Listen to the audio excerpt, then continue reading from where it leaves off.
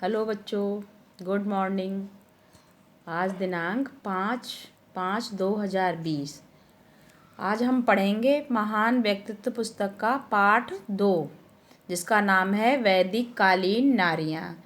इसमें 2 नारियों का विवरण दिया है, बताया गार्गी और अपाला। आज मैं गार्गी के बारे में आप लोगों से चर्चा करेंगे या उनके बारे में बताएंगे, हैं? ठीक है। प्राचीन काल से ही हमारे देश में ऐसी महान नारियां जन्म लेती रही हैं, जिन्होंने ज्ञान, विज्ञान, त्याग, तपस्या, साहस और बलिदान के अतुलनीय उदाहरण प्रस्तुत किए हैं। जिन्होंने अपने ज्ञान से ये बता दिया कि अगर बालिकाओं को शिक्षा का अवसर प्रदान किया जाए तो वो पुरुषों से किसी भी प्रकार कम साबित नहीं होंगी। ऐसी ही हमारी नारी हैं, एक महान नारी हैं गार्गी। आज मैं उनके बारे में आपको बताऊंगी, ठीक है। पाठ का सारांश सुनाऊंगी। गार्गी वैदिक काल की एक ज्ञानवान महिला थीं, जो गर्ग गोत्र में पैदा हुई थीं। वह अति शिक्षित और विदुषी महिला थीं। एक बार राजा जनक के यज्ञ में अनेक विद्वान उपस्थित हुए, तो राजा जनक के मन में यह जानने की इच्छा हुई कि सबसे श्रेष्ठ विद्वान कौन है। उनके पास 1000 गायें थीं।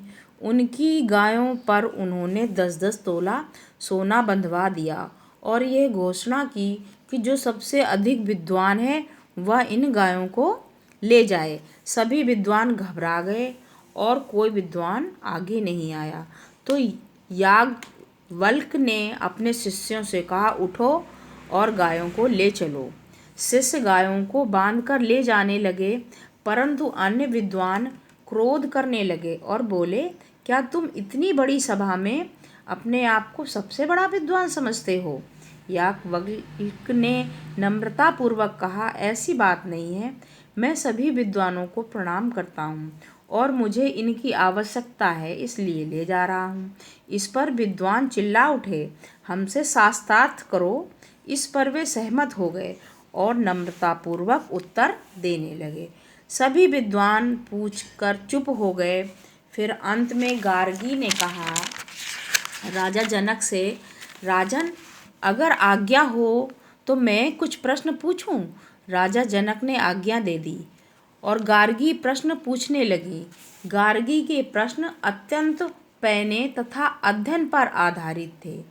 प्रश्न सुनकर विद्वानों की मंडली गार्गी के ज्ञान की मन ही मन सराहना करने लगी।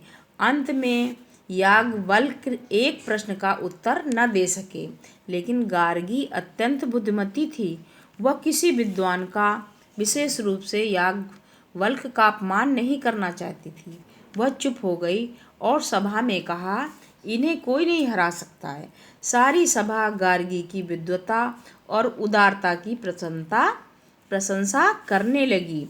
हमारी ऐसी प्रतिभाएं हमारे देश का गौरव हैं। यानी हमारे देश में ऐसी ऐसी महान नारियों ने भी जन्म लिया है जो विद्वान हैं। और आज का गृह कार्य है, ये खाली जगह भरनी है। गार्गी अत्यंत, पाठ से ढूंढ के भरना, कैसी महिला थी। गार्गी के प्रश्न कैसे थे, पढ़ाया हमने। इन दोनों को खाली जगह भर के गृह कार्य भेजना, ठीक है।